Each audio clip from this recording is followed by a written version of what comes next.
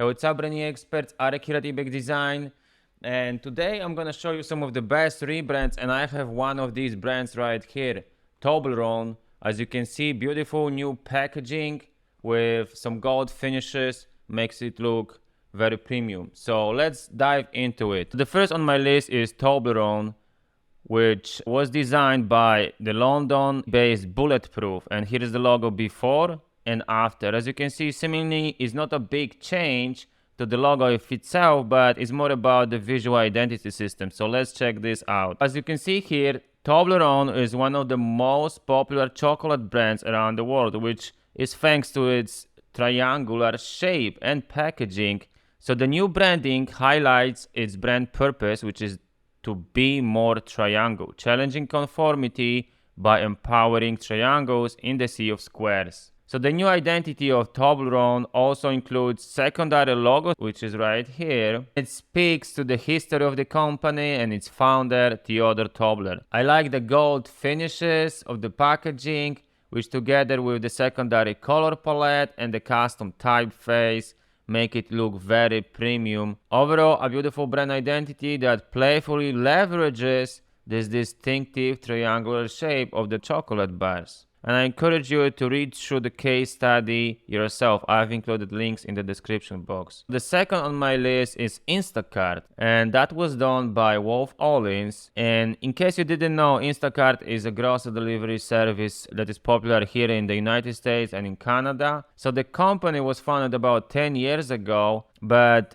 have experienced tremendous growth and fierce competition during the pandemic. So let's check this out. So as the business continues to grow, they needed to show that change. And here is the new logo, some animations, as you can see. And again, I encourage you to read through this description. But just to sum up, it could be summed up in this sentence: grounded in the roots, growing into the future. As you can see here, it speaks to the visuals. I love the new custom typeface. I love the new carrot symbol that doubles as an arrow. So it's just a carrot top. It's not the full carrot like before, but they retain this iconic symbol. And this basically represents that now you can add anything to the cart, not just grocery. So overall, I like how simple yet iconic this new brand mark is, and how it works on applications, and how it can work even as a tiny symbol right here as an icon, or even here. So very flexible identity. And I really like the custom typeface, which really nicely complements the sans serif, the word mark. So as you can see, here is the custom typeface. It's called Instacart, sans and contrast and so on. So you can see some more applications. It's a variable font, by the way, so I encourage you to check out this portfolio. And there are some brand illustrations as well, and some photography style, and of course animations and other examples of use. So I encourage you to check out this portfolio page to see more. So the third on my list is Hootsuite, and as you can see here is more of a revolutionary change, and it was done by Prophet. So let's check this out. And by the way, if you are not familiar with Hootsuite, it's basically the leading social media management platform, and it basically allows you to schedule your posts on social media, right? But they used to pioneer, they used to be the leader in the category, but now they're facing strong competition. So that was the main reason for the rebrand. So as you can see, here is the new logo. They kind of retain this Oli, they call it Oli, but they turn it into a mascot, which you're gonna see right here. It takes different poses, so it works more of like a mascot for the brand, not just a simple icon. So the new symbol is a little goofy, but it's drawn with a character to it. So it's certainly a great update. As you can see here, I love the applications. I love how the striking colors come together with this white typeface and the new symbol, the brand mark. So, and of course, you can check it out on this portfolio page. Next one on my list is GirlScouts. And GirlScouts has a new logo. It's seemingly not a big change. Again, they just removed these faces and found better proportions and retained that threefold iconic symbol.